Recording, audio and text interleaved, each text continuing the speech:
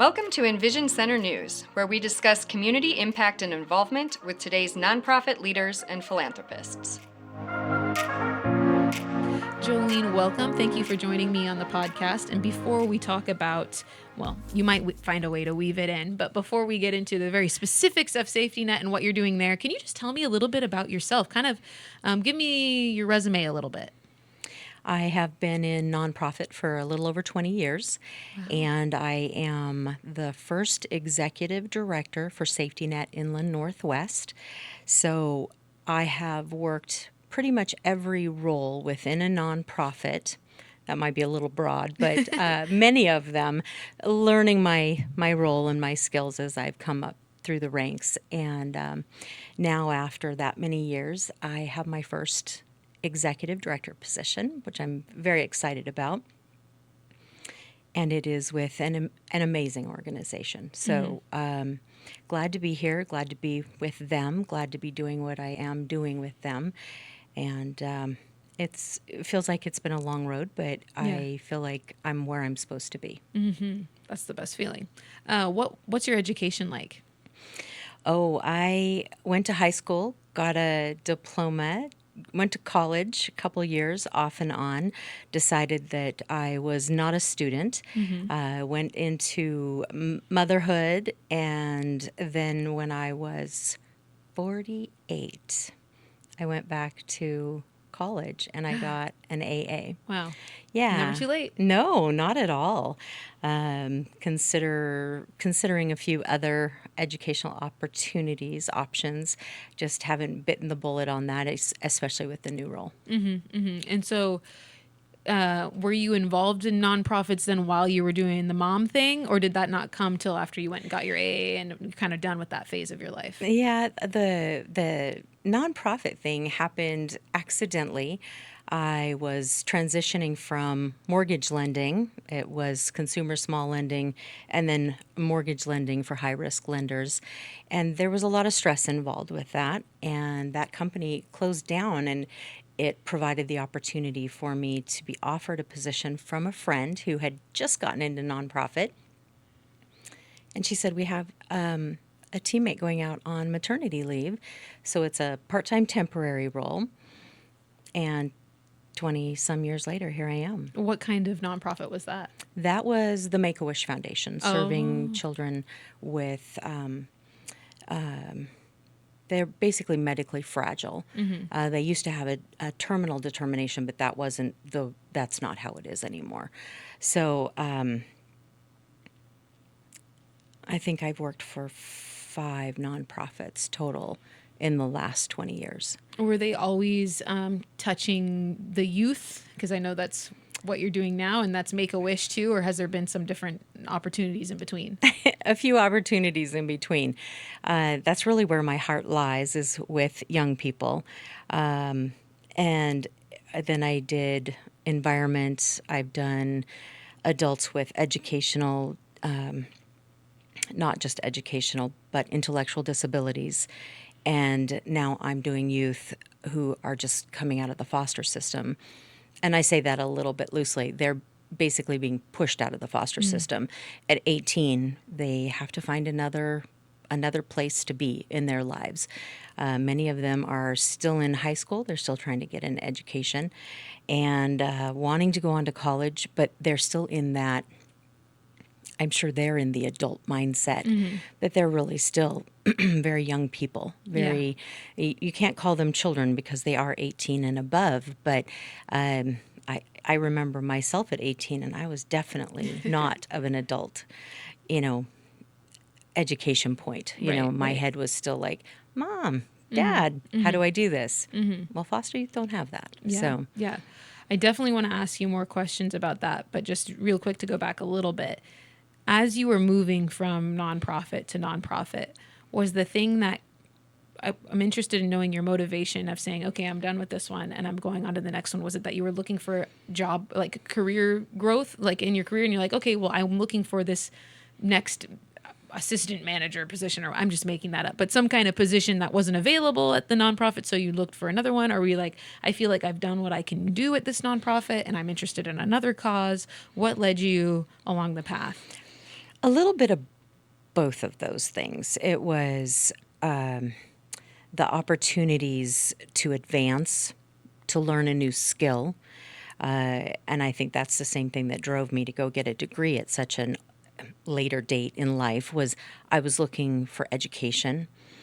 And the roles that I took, they spoke to me on some level.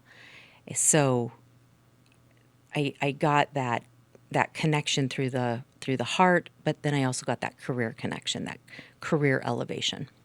Okay, excellent. So going back to safety net, you said, once kids turn 18, they have to find something else. That applies even when they're still like in their senior year of high school. You're 18, you got to get out. It does. That's crazy. It's the turn of a single day on the calendar, and they lose any resources that they might have had, housing. Oftentimes they're in foster homes, and I give great props to those folks who are trying to be foster parents. But the foster parents can't even say, no, we're fine. They can stay for, finish out their senior year or whatever. It's just legally they can't do that. well, I'm not exactly sure of the requirement there. I just know that a lot of times there's a financial commitment, and the state or the agency is coming to them saying, now we have another foster youth that needs this particular space. And so unless they have available room, an available bed, and they're in a position to take on more than, maybe they commit to 2 or 3 in their home. If they choose to keep a youth after that point where they turn that age, they're then stacking kids in rooms, and I'm sure there's some legality behind that. Ugh, I had no idea. For some reason, I just assumed common sense that there'd be some kind of grace period after you turn 18. And it would be like after you graduate from high school, maybe, I know my dad told me, like, well, once you turn 18, you're an adult, but you have till you finish your senior year. And then he's like, and then I'll give you 6 months where you can live here rent free. And after you graduate from high school, not after you turn 18, after you graduate from high school, you have 6 months to figure something out. And then if you figure out that you want to stay here, you got to pay rent. That was his rule. It's crazy that doesn't exist for the foster kids. It's the difference between growing up in a home that's not your family and growing up in a home or a home that's governed by an agency, a government agency, and growing up in a home that is your family. They give you a little more grace than the government's going to give you. So the youth have the option, depending on if they are in Washington or Idaho, they've got the option to request extended foster care. And I believe one of the states you're done at 21 and one of the states you're done at 23. So even at that point, they're still in high school. Back to your point about high school, they're still trying to get a diploma. They're still trying to enjoy that senior year with their friends and go through those last high school career experiences like proms and date nights. And foster youth are having to focus on employment and where am I going to live and how am I going to get back and forth to school or work. Extended foster care is a great program, but to be in it, they have to be employed for a certain number of hours in a week, or they have to be in school. So, they're just like every other youth across America. They're trying to get that diploma and then hopefully move on to college. And we have a terrible statistic as it comes down to foster youth. And it's kind of an average that we've provided because it depends on if it's a 2-year degree or a 4-year degree. But the rate of those youth receiving a diploma is 3%. 97% of those youth are not able to or choose not to go on to college and to get a degree, whether it's a 2 or a 4-year degree. And so what are all the ways that safety net comes in to fill some of those gaps? So one of the really exceptional things that we're doing is partnering and networking, doing a lot of outreach with the agencies that are helping the youth boots on the ground. getting them into extended foster care, getting them in, the monetary support that they need, getting them the medical access that they need. And what we're doing is we're working with those agencies. We call it an advocate. And it doesn't have to be one of those. It just has to be an adult in that youth's life who can attest to what they're saying they need. And need is the key word. There's all sorts of wants, but what we focus on is that need piece. So we can step in and help them. They might need tuition. They're ready to go on to college, but let's say their grant money's not in, and so they need first quarter's tuition. They might need money for books. They might need a usable car. They might need car repairs, insurance money. They might need food. We don't want any of them to be hungry. They might need first, last, and deposit on their first ever independent living space. And we step in what we call those emergency situations, and we provide that financial support in those scenarios. So one of the other really amazing things that we have is 2 warehouses, one in Post Falls and one in Spokane Valley, and they're filled with gently used and donated furniture, housewares. They can get a bicycle in some cases. We don't always have one on hand, but they can get a bike. They can get a bed. If we have a youth that we know does not have a bed, it's one of our first questions. Do you have a bed? Do you need a bed? I'll tell this story just because it touched me pretty deeply. Yeah. In fact, you'll see it here in a minute. I've cried on the podcast before. So okay, good. We met a youth my very first week on the job. And I met the very first youth that I had worked with one-on-one. And we'll just call him M. And we asked him, do you have a bed? And he says, yes. And I said, what's with the face? Yeah. What's with the scrunchy nose? And he says, well, I have a bed, but it's in a sleeve. It's in a plastic sleeve, and it's see-through, and it's stained. It's gross. As you can imagine, that's the first thing that we did. We got him a bed, and it was the first bed he had ever had of his own. And then we made sure to dress the bed. He had sheets and blankets. He had pillows, and he had a comforter, and he was so happy. And it was that small thing. I mean, I took the job knowing that it was helping foster youth during probably some of the most difficult times in their lives, but not really understanding the scope of that. I mean, really, who doesn't have a bed? We take it for granted. Yeah. Totally. And, I'm certainly nowhere near my 20s, but I can remember back, and there's a certain expectation, taking it for granted. You lean so much into your parents for that support piece. Our foster youth don't have that. They go from, depending on how long they've been in the system, they go from home to home to home, no opportunity to create connections, to build up resources, to bond with anybody. So where, and I say this very loosely, my mother taught me to cook, I know how to shop and I know how to budget for my food. These foster youth haven't made those connections. There's a lot of, let's go eat out, let's not eat at all. I don't have any food. I don't have any money. And our traditional youth, they take that, it's just expected for them. And rightly so. I mean, they're our children. They should be fed. They should have these skills taught to them as they move through life in their home. We build them up, and, we teach them how to ride a bike, and we teach them how not to be afraid of the dark, and then we teach them how to interact with their peers. Our foster youth aren't getting that connectivity. So there are skills that are absent in their lives, and that affects them deeply as they move on into adulthood. Do you do the classes and skills piece? We do not, but we are so happy to work with the agency connections, North Idaho College, DCYF, there's Treehouse, there's Catholic Charities, there's Volunteers of America. And each of these programs, they have that component. Okay. So even when I say we step in with the money, we say we step in with the money in the way that it makes sense to work with their program. Yeah. You know, I'll give you 100% of what you need, but I talk with your advocate first and say, what is your program teaching them?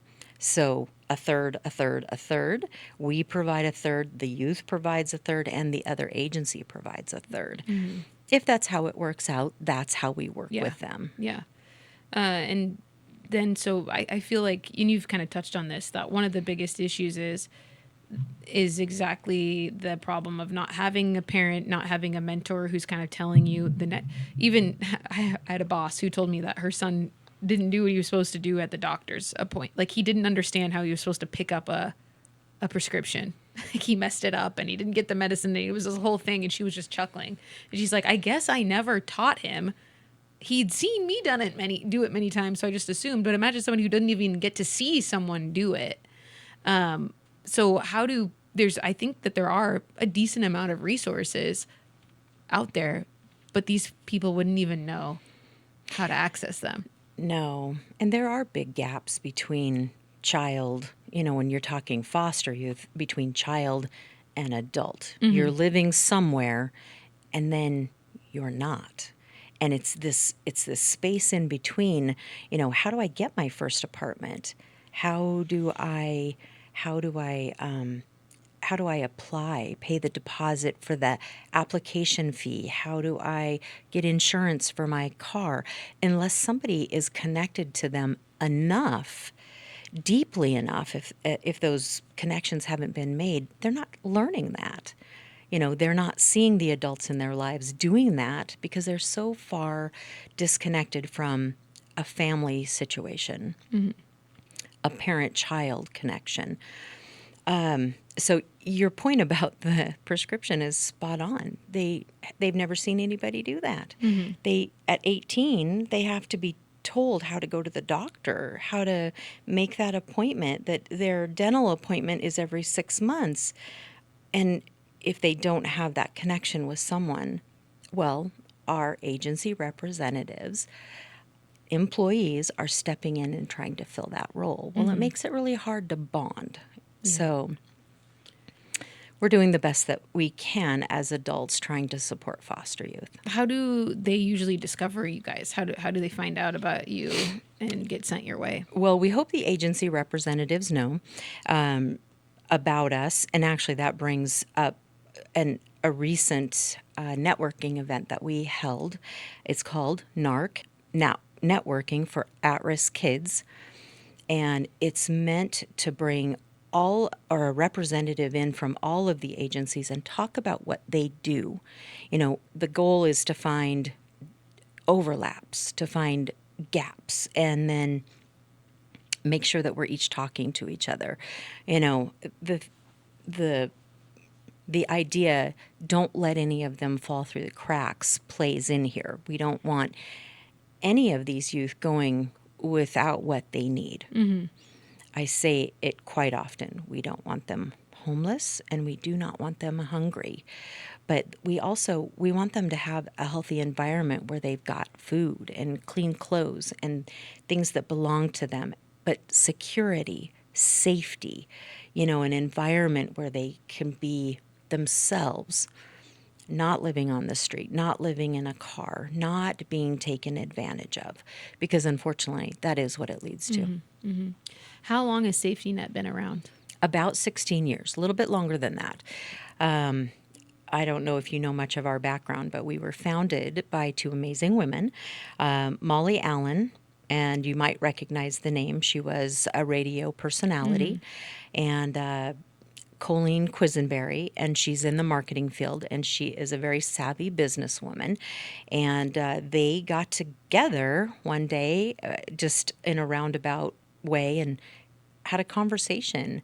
And from that, their passion around foster youth, Safety Net Inland Northwest was born. And so we support foster youth on both the North Idaho, in the North Idaho region, and in the Eastern Washington region. Okay. And so when you said you're the first executive director, is that just because they were operating without an executive director before, or They what do you mean? shared that role. Okay. So one would be the board chair and one would be the executive director. And then the next year they would flip them. Okay. Okay. And the idea was they had plenty of time on their hands. You know, they were, they didn't have grandkids. So now it has come up. They've got new focus in life. Yeah. They've got grandchildren Yeah. and they have a lot going on and they're trying to release some of that responsibility. And I'm very honored to be there. Yeah. Awesome. And what is a way that people can volunteer or get involved? Well, we would love to have somebody come in and want to be a warehouse volunteer and help us take in donations, sort, organize. And that's Post Falls, Spokane Valley. Yes, Okay. they're only about 15 minutes away from each other. And that role would also potentially meet the foster youth and walk them through and help them pick out the items that they need for their independent living area. And so do you have an office space in each of those locations? Or? We don't work out of them. Each Okay. one has a desk or a Okay. workspace in it. But usually the one in Post Falls is a beautiful location. We had a past staff person and a team of volunteers that she had gathered, and they did a phenomenal job. And it is temperature controlled. So you could, in fact, work in that space. Okay. The one in the Spokane Valley is cold in the winter and very hot. in the way summer. too hot in the summer. Yeah. But they are they're great locations for the foster youth to walk through, pick out what they need, and really, I say, from carpet to ceiling. If they need everything for a bathroom, everything for a kitchen, if they need small furniture, a love seat, a chair, a lamp, and I would call myself the biggest pusher ever, because when they walk through and they say, I'll take that and that. And then I'll say, well, what about this? And how about some more of this? And we want to give you this over here. And do you need dishes? And can we get you towels? And what about it? And it's just, they just don't think about how much they might need. So we want them to take the equivalent of a full apartment's worth of whatever they need. So that they have a place to sit, a place to sleep, dishes to eat on, cleaning supplies. They're not very sexy, but they still need them. Yeah. Yeah. Yeah. Absolutely. And so I guess that's another need too, right? People to just donate stuff, or if you have a business that maybe sells any of those kind of common household goods. Do you get sponsors from businesses who give you, I don't know, a free mattress once a month or something to give away, or how do you do that sort of thing? Not that specifically, but that would be great. So usually the mattresses themselves are the box kind where they come, you open them up, and then they just kind of go poof. Yeah. Because otherwise there wouldn't be a lot of room in the warehouse to store that type of thing. But we do work with a lot of community partners where we're receiving donations, or we have an upcoming event this next Saturday. It's our major fundraiser. It happens every year. It's called Fostering Flight. And we get sponsors in each of these communities, and we work with them about what they'd like their sponsorship to look like. So Okay. it can be a monetary donation, or they can do a donation of supplies. If they, we have a businesswoman in the local region. She owns a hotel, and there will be a room in that hotel reserved for our foster youth. Amazing. Yeah. That if they need overnight accommodations, we can reach out to her. And it's as varied as you can think it might be as far as any donation. We're working with another company, Full On Pro Audio, and they are helping us raise money so that the foster youth who need transportation can get vehicles. And that way we get a quality vehicle, a little bit older model, but well cared for. And then they go through it with a fine-tooth comb to make sure that it doesn't have any issues. They teach them how to care for it. And then if they do have any problems down the road, they know where to go to get, maintenance. Yeah. Yeah. All good stuff. You said that event's coming up on what's the actual date? September 27. Okay. It's at Feltz Field, and it plays into the theme Fostering Flight. And it's from the doors open at 5:30 and it goes till about 9. And it's a pretty typical fundraiser as far as dinner and silent live auction. We've got some raffles, some games to play. And the idea is to just raise the revenue that we need to then put toward our program. Do you have any other events that kind of happen annually, another fundraiser or anything like that? And nothing's set up at this point. Being new in my role, I'm evaluating everything as we go forward. And we did have a networking opportunity over here in the spring, right when I came on board, and I worked with HREI and Jeanette Laster, and she hosted us for kind of a meet and greet.